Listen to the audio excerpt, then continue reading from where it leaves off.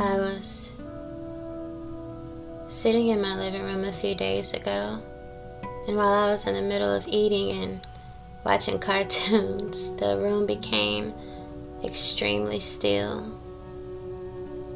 Well, when I felt it, the presence of the Lord, that is, I paused my TV immediately and began to look on the other side of the room where I felt His presence manifesting. And as I looked, I could see the Lord very, very vaguely in a vision. Not as clear as I've seen Him before, but clear enough to see the vision that He was putting before me.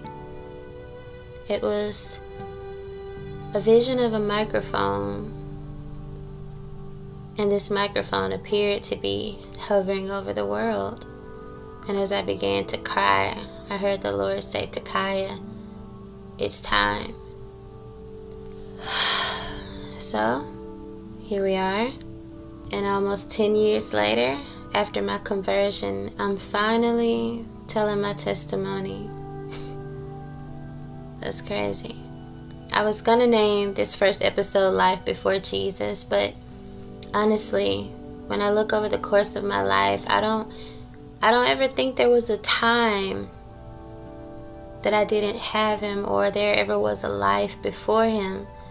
Because even when I thought He wasn't there, He was. And even then, He was saving me, pulling at me, and calling out to me time and time and time again, like He does everyone, I suppose. But for the sake of the podcast, I'll just say my life before Jesus, so you guys can know that I'm referring to a time before I gave the Lord my yes. But before I get into the testimony part, I suppose it would make a lot more sense if we started with the origin, right? I can't imagine opening up the Bible and starting at the book of Acts. You'll be confused about everything and like, wait, how did we get here? Who were the apostles? You know? So it just makes more sense for me to start at the beginning. So this is my Genesis, if you will. So without further delay, I'll begin.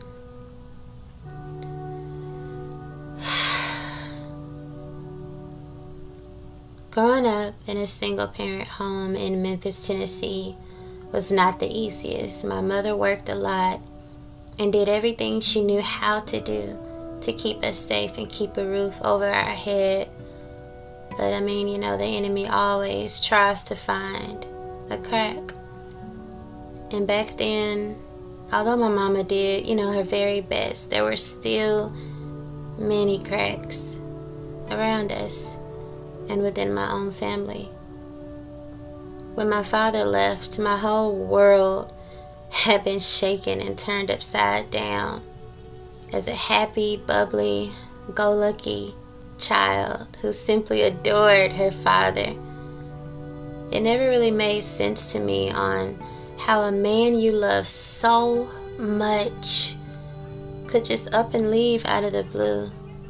Of course, the older I got, I began to understand, you know, the struggles between him and my mom and their marriage. But as a child, the only thing I remember was my father putting me on his back, doing push-ups, bringing me to the studio with him while he's making beats, giving me so much candy that my teeth were destined to be rotten, and I'm still suffering for it today. Hugging me and wrapping his arms around me at night and allowing me to sit in his lap and calling me his little fatty fae. As a child, you don't understand when that kind of love gets taken away from you without a warning. And you spend your whole life trying to get that love from someone else, but yet you always seem to come up short.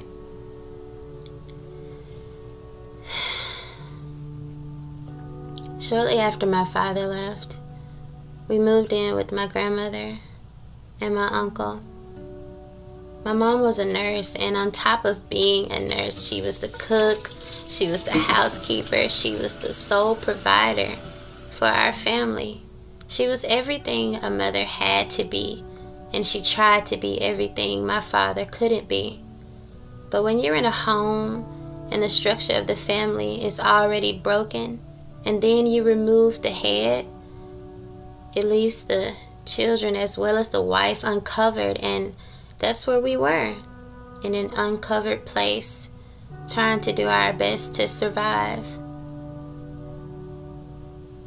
I remember playing with my dolls one day, and when I looked up, there was this big old tall dark-skinned man in the doorway, and he was just staring at me, smiling.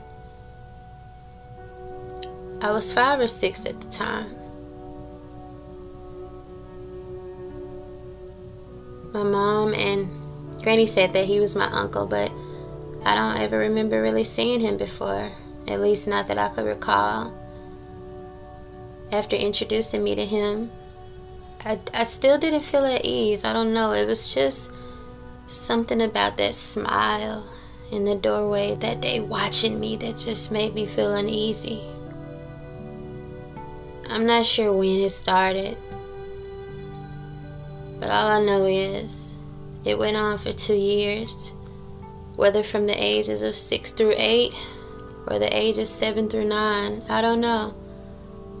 All I know is that it went on for 2 years.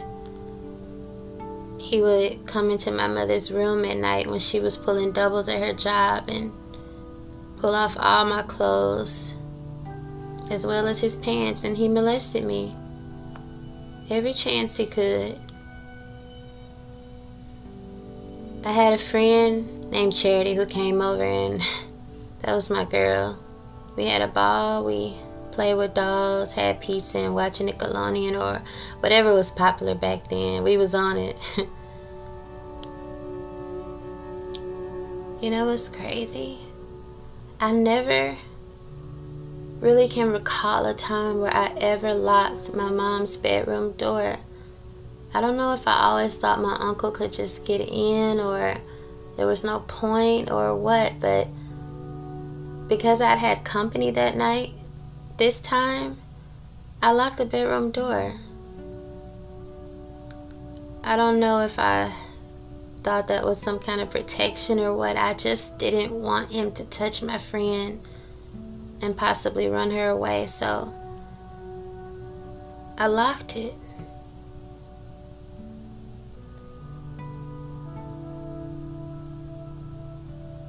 I woke up in the middle of the night scared, rightfully so, because I heard the doorknob twisting. I was quiet as it twisted, and I'm not sure how long I sat there quietly staring at the door, but it felt like forever. I had to use the bathroom so bad, but I didn't want to open up the door, so I just sat there. I sat there until I peed on myself, and eventually my friend woke up. Takyah, you peed in the bed. Ew, get up so we can take a bath. She was about 2.5 years older than me, so since I was 7, she had to be about 9 going on 10. So she knew a little bit more than me. She was like, look, we're going to take a quick bath, pull these covers off the bed, and sleep in something else, okay? I wanted to tell her not to open the door so bad, but I was mute. To my surprise, my uncle had left, and I ran into the bathroom. I mean, like lightning.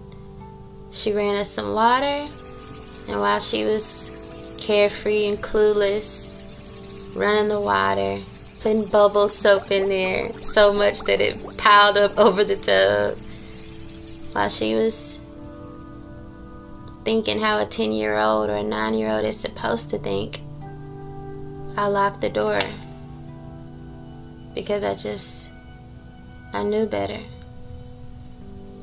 We got in the tub, and about 5 minutes later, boom, boom, boom, the doorknob was twisting like somebody was trying to twist it off the handle. Then my uncle's voice called my name on the other side of the door, My older sister and brother were gone, I believe, but my grandmother was there. You know, all my life, until I was about 19 years old, our relationship was estranged because I hated her. As a child, I thought to myself, like, there is no way she cannot hear this. But now, I know better. I don't believe she knew anything. And just to give myself peace, I reasoned within myself that no, Takyah, she didn't know. She didn't know. She was just a very, very heavy sleeper.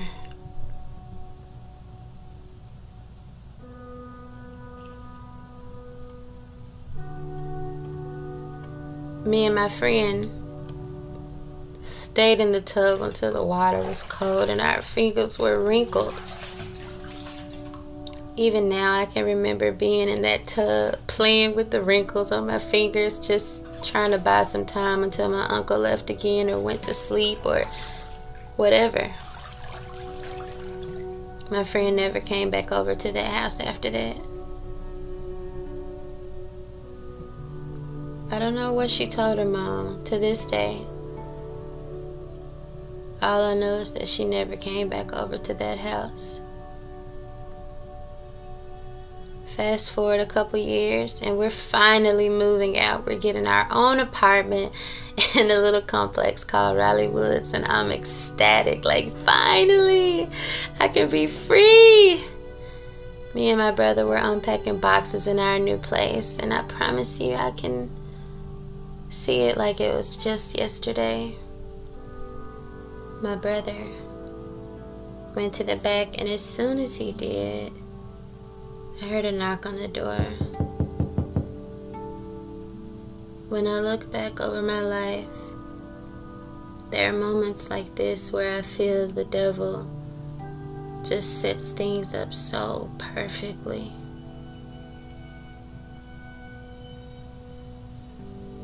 I opened the door and my uncle was staring at me. I'm not sure what he was there for to this day. I thought maybe he was bringing us a box or we left something at my granny's house. But when he opened his mouth and said to a 9-year-old child, "Can we do it like we used to?" I began to cry. He came and sat down, and my mother had this red velvet furniture that made us feel like we had a little bit more money than we actually did. This red velvet furniture made for kings and queens. Looked like it should be in an England castle or something. Just fancy looking. It didn't even fit in with no kind of decorations.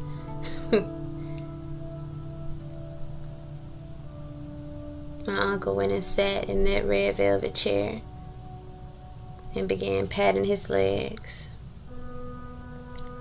I'm not sure what rose up inside of me that day.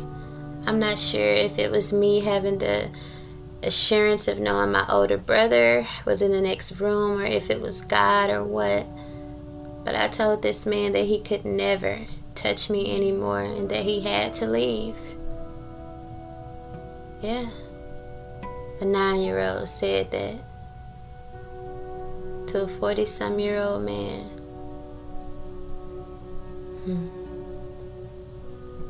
Yeah, it had to be God, because just like that he left, and he never touched me again from that moment on.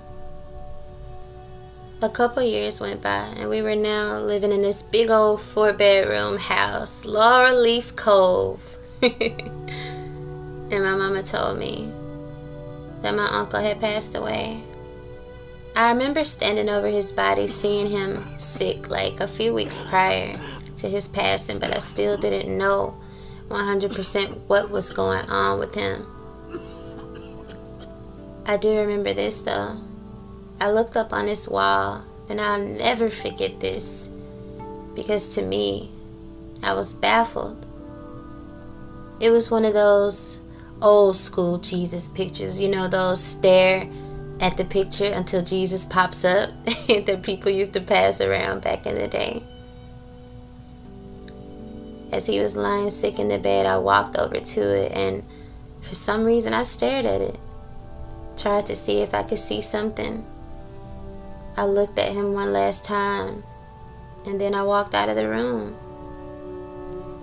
Now, hearing that he was dead, I didn't know what to think. And it really didn't hit me until I was at the funeral the next weekend and had to sing. Can you believe it? 11-year-old girl singing at the funeral of a man who molested her for 2 years. And the song I sang, My Redeemer Lives. I know my Redeemer lives. Let all creation testify. Let this life within me cry. I know my Redeemer, He lives to take away my shame. Wow, you know, that's the first time I sang that song since that day. And I ain't even played that song, yet still, somehow I know it. It's like it's etched in my memory or something. And you know what's crazy?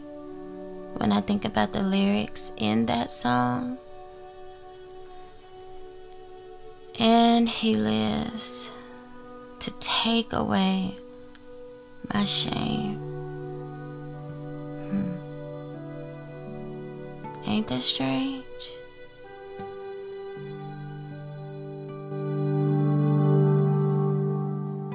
Thank you for listening to the Godly Chick podcast. Tune in next Thursday at 9 a.m. Eastern Standard Time to hear the continuation of Takyah's journey as well as her testimony. Don't forget to follow Godly Chick Ministries on Instagram, Facebook, Twitter, and YouTube at Godly Chick. That's GODLYCHIK. And always remember, when you know who's you walking with, it ain't hard to be a godly chick. Have a blessed day, and I look forward to having you all here with me again next week. Try to repent for my innocence.